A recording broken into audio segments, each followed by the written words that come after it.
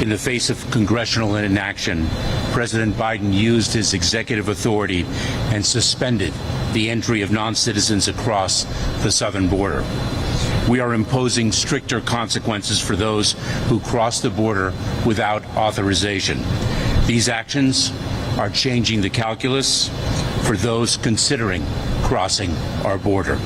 Still, as I will continue to make clear, they are no substitute for congressional action. The bipartisan border agreement would have added 1,500 Border Patrol agents and CBP officers, added 1,200 Immigration and Customs Enforcement personnel, and more. We are continuing to call on Congress to provide the resources we need to support our men and women on the front lines of our border. I just received an operational briefing on the success of the President's action so far here in the Tucson sector and along our southern border, and the incredible work of our personnel. Our team did an exceptional job quickly implementing this new policy, and we are already seeing the results. Here in Tucson, we have seen a more than 45% drop in U.S. Border Patrol encounters since the President took action. And repatriations of encountered individuals in Tucson have increased by nearly 150%.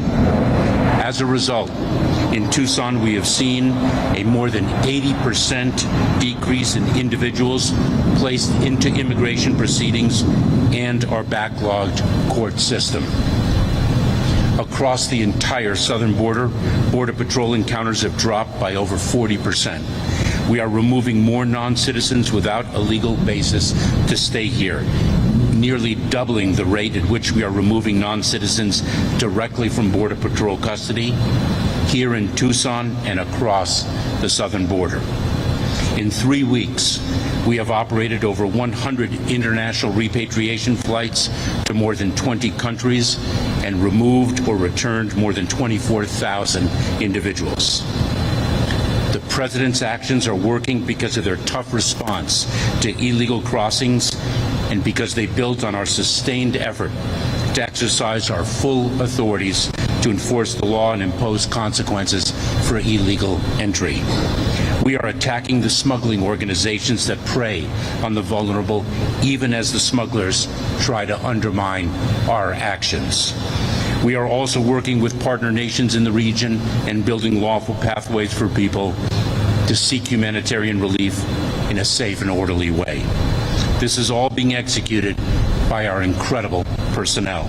CBP Border Patrol agents, field operations officers, air and marine agents, ICE ERO officers and HSI agents, USCIS asylum officers, and others in DHS and across the federal government have done incredible work implementing the President's executive actions and meeting the challenges at the border. I want to recognize the leadership here and the people whom they lead, some of whom are behind you, for the incredible work they do every single day, so very many of them at personal risk. I want to reiterate, this is no substitute. The executive actions are no substitute for congressional action. Only Congress can deliver a full and lasting solution. Only Congress, through legislation, can fix what everyone agrees is a broken immigration system that was last updated almost 30 years ago. Only Congress can give us the resources we need. We have been under-resourced for decades. We need timely funds to hire more agents, officers, and support personnel, to buy, install, and maintain more technology, hire more judges to move cases faster, and equip us to remove more quickly people who do not qualify for relief, and more. Only Congress can provide these funds. The needed fixes to our broken immigration system and the resources that our frontline agents and officers have repeatedly asked for and deserve were exactly what the Senate's bipartisan border security bill would have delivered.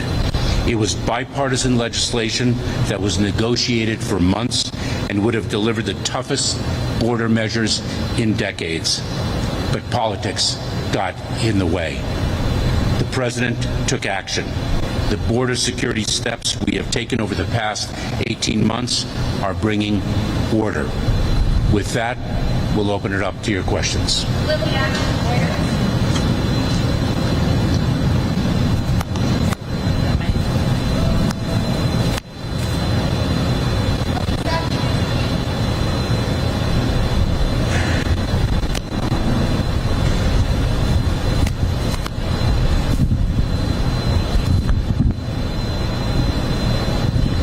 Hi, thanks so much for doing this. Elisa Resnick with KJZZ. I'm sorry, a little hard to hear. Sorry, Elisa Resnick with KJZZ. Migrants deported in Nogales report not being given their belongings back and not receiving any paperwork about their deportation. What is their legal status in terms of when they are deported? What sort of paperwork should they be receiving, and why are their belongings not given back? We do take individuals' belongings for the safety and security of the personnel in our custody and the safety and security of the agents. We return the individuals' belongings when they are removed or when they are moved to a different facility. That is our standard operating procedures. And when individuals are removed, they are subject to a 5-year bar to admission to the United States. Good morning, Secretary. Are there plans to increase appointments with CBP-1? No, the number of appointments that are permitted through CBP-1, approximately 1,400 to 1,500 a day, are based on the capacity of our ports of entry. They are antiquated ports of entry that are also in need of funding to modernize them.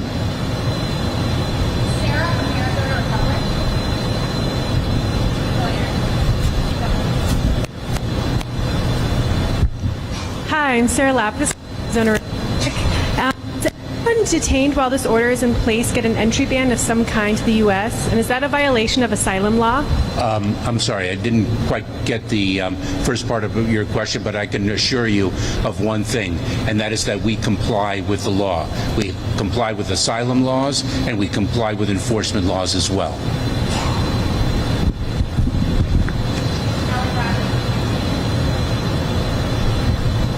Secretary, thank you for being out here today. Obviously, the media, the nation has had their eyes on the brutal crimes committed recently by illegal immigrants. One of them was actually wearing an ICE ankle monitor, yet this morning you said in an interview that the safety of the American people is the priority and that these individuals are vetted. But we know in our conversations with the ICE director, we've heard the FBI director say that there are significant gaps in intel. So what would you say to reassure the American people that they are in fact safe? And what would you say to the families who are mourning their loved ones because of these migrant crimes being committed? Well, let me start where you ended. A message to the families is, of course, our hearts are with them, given their suffering. The safety and security of the American public is indeed our highest priority. We screen and vet individuals when we encounter them. If we learn of derogatory information subsequently, later in the process, then we take enforcement action accordingly. The individual who's responsible for a heinous criminal act is the criminal, and we need to bring the full force of the law to bear on that criminal, just as I did for 12 years as a federal prosecutor. We encountered dangerous people then, and we prosecuted them accordingly, and that will indeed continue. For doing this. So you said you comply with, but there's reports of migrants being returned to Mexico being returned to Mexico. Migrants being put in an expedited removal to Mexico that said they manifested fear, but that fear wasn't heard, and it's not one, it's many cases. What do you have to say about that? Our agents and officers, not only in the United States Border Patrol, but in U.S. Citizenship and Immigration Services across the enforcement agencies and the humanitarian relief agencies that are part of the Department of Homeland Security, are well trained in identifying individuals who manifest fear, whether they vocalize that manifestation or whether there are signs physically of fear. They are well trained and expert. They follow the guidelines that we have provided to them. Individual who does not establish a basis to remain in the United States will in fact be removed. We are enforcing the law. Hello, sir. How's it going? Your department recently arrested 8 men from Tajikistan due to terrorism-related concerns. Is your department taking any new steps to better screen, identify, and detain migrants who may pose a threat to national security? And are there other migrants out there released by your department that you are concerned about from a national security perspective? Camilo, let me reiterate the foundational point that the safety and security of the American people are our highest priority. If an individual is of concern from a national security or a public safety perspective, they are a priority for detention. The 8 individuals whom you reference are in fact in custody. We did not have derogatory information when they were first encountered. Concerns were raised subsequently. We used our law enforcement authorities to apprehend and detain them, and they are in removal proceedings as we speak. I'm Paul Ingram with the Tucson Sentinel. You said that you're complying with asylum law and migrants and advocates. Sorry, it's a little hard to hear in this venue. How's that? Better. You said that you're complying with asylum laws, and migrants and advocates are still saying that people are getting deported. And you mentioned that there's guidelines. Do you think the guidelines are good enough then, that if people are saying they're still being deported even though they have credible fear? Well, you said people are being deported. People are being removed. We're going to continue to remove individuals who have not established a basis to remain in the United States. Individuals who do not manifest fear are subject to expedited removal. We are executing that removal process, and we will continue to do so. Our agents and officers are well trained in identifying individuals who manifest fear, and they're complying with their obligations to respect that manifestation. And we place people in credible fear interviews when they manifest fear, and if we find a negative determination that they have not established credible fear, then we accordingly remove them. Secretary, Sorry. Can you hear me now? Yeah. DHS confirms that at least 400 migrants with potential ISIS ties recently crossed into the United States. That is incorrect. Tell us why. That reporting is incorrect. We do not have identified 400 people with potential ISIS ties. And let me again assure you that individuals who are identified to have those ties would pose a concern to us from a public safety and a security perspective, and they would be priorities for detention and removal.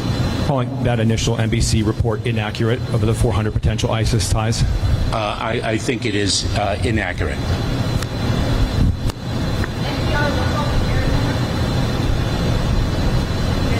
Let me be clear. Let me be clear about something. Precision when one is addressing the facts is very, very important. I just answered your question. Precision, let me just be clear. Precision when one is dealing with the facts is very, very important.